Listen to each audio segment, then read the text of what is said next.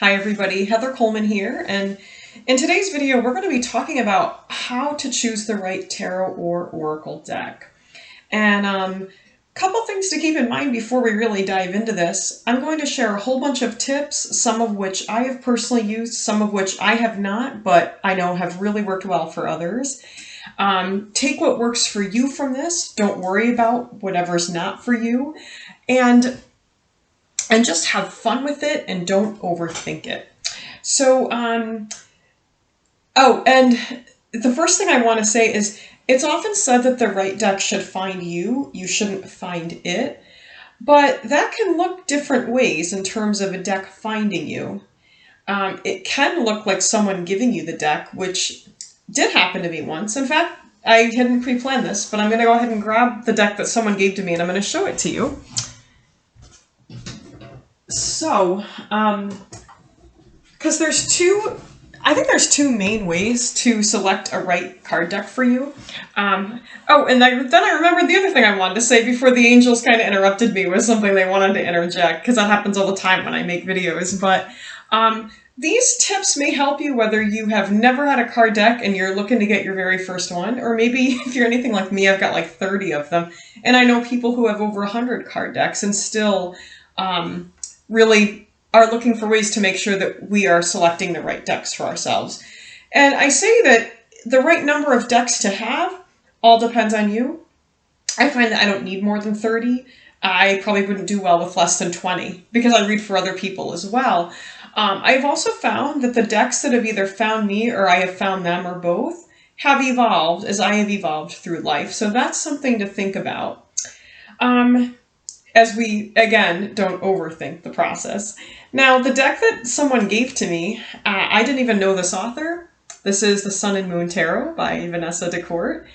But this will happen on occasion. A person that I worked with at a crystal shop about, a little over a year ago, she said, you know something, Heather? She said, I have this deck and it's just never really aligned with me. I thought I would use it. I really don't find myself using it, but I think it aligns well with you. And it turned out she was absolutely right. And it filled a niche that I could really use. I really did well with a little tiny tarot deck. Most tarot decks, as I'll show you here, tend to run a bit bigger. Some are larger than this. It was great for me to have a more portable tarot deck that could just tuck into a little handbag.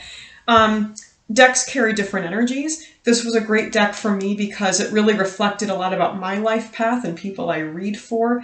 And it's a very light energy and a lot of nice jumpers come out of this deck. It was good for me to be more spontaneous with how I read tarot. And again, that was a deck someone gave me. So that is indeed a great way for a deck to find you, but you don't have to wait for someone to give you a deck. Now, when I say the right deck will find you, I say be open to all sorts of ways that could happen. I'm going to share with you 3 card decks that I found purely through what I was doing was filling my curiosity. I got my very first deck ever that I'm going to show you right now. There's a website and it's still out there and it's still live, and so definitely check it out if your curiosity is piqued here. The website is angelmessenger.net. And, I think it was like 8 years ago, maybe longer now, 9 years ago, I found this beautiful website, and it is lovely. And you can do free card readings for yourself, or you can also pursue paid readings through that website as well. And you can click on several different types of readings for yourself that are either tarot or oracle. And this is the first thing I want to say about picking a card deck.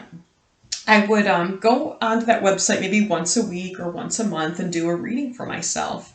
And the website uses several different card decks. This was one, and I really loved the cards that were represented from this deck so much through seeing and getting the experience that I went ahead and found this for myself, the Magical Mermaids and Dolphins deck. So this video could be a good way for you to get started. That's why I'm going to share several decks with you. Maybe you'll notice one that you're drawn to. And so that's also the first tip is find videos, websites with people, others, if you like to get readings on a regular basis, where you can experience decks, card decks, and see what resonates. In fact, another deck I'm going to share with you is by my favorite author, and I have several authors that I really like and admire. My top favorite is Radleigh Valentine right here. This is the Angel Wisdom Tarot. And in fact, one of the reasons I knew this deck was right for me was that Radleigh Valentine does a weekly energetic weather forecast. And so I tend to watch that most weeks. And I knew that his decks resonate well. And being able to hear weekly card interpretations from the author themselves helps me a lot with the decks that I use. So that's something I also recommend is find, if you can, YouTube videos by the authors of the decks and or by people that interpret them well, such as myself or, again, Angel Messenger. They do a great job interpreting the decks that are on there. I use many different decks in my videos, so maybe watch my videos, see the different decks that come up, see how they resonate with you, right? So this is not my only tarot, but actually is my top favorite and could be for life. I could easily see that happening because, again, I was seeing the cards that the author Radleigh Valentine was including in the videos. I knew there was a wonderful energy. I could really feel that this deck was going to speak to me and my clients, and it does. So this has been a great addition. Another author that I really like a lot here, and I have 2 decks now by this author. In fact, what I've done today is I've shared with you the very first deck that I ever got, the second deck, my favorite tarot deck, type favorite. Now the most recent, Kyle Gray is the author here. And these are actually all Hay House authors.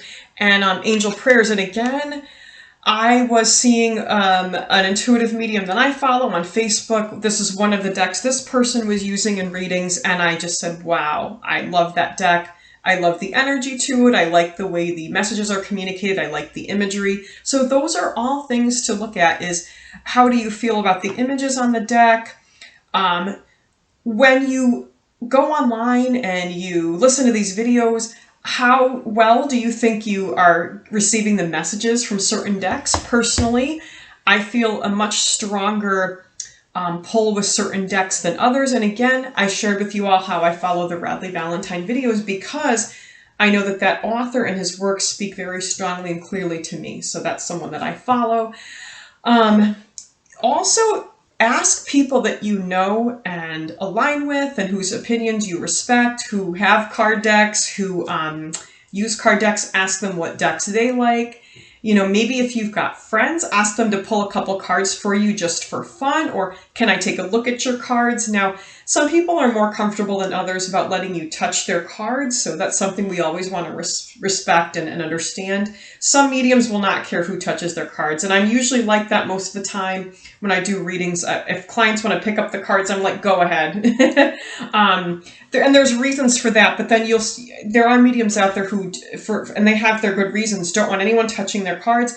And the reason I say there are different ways is that cards are portals for energy exchange. So mediums are aligned differently. Their energy is different. So we always do want to respect that. And finally, there's 2 card decks I'm just going to mention here. And the way that I got these is that working at the crystal shop, I was, of course, well aware of our selection of card decks, and these spoke to me. These decks were 2 of the best investments I ever made because these mudras for awakening the energy, well, the 7 chakras, 5 elements. This is another author I really like, Alison D. Nicola. These mudras are, each of these cards acts as an oracle. So a deck like this is a really powerful punch if you're on a spiritual journey of self-discovery and wellness and getting insight for yourself, because each card in one of these, both of these decks, each card in and of itself will give you a message about what may be going on with you mentally and physically. So it'll give you a little insight on what you should focus on. And each of these cards has a hand position called a mudra. And I love that because you can do these mudras as a meditation tool or just incorporating these into your yoga practices. I learned so much. I got these card decks because I thought they were cool and useful, fun, very practical.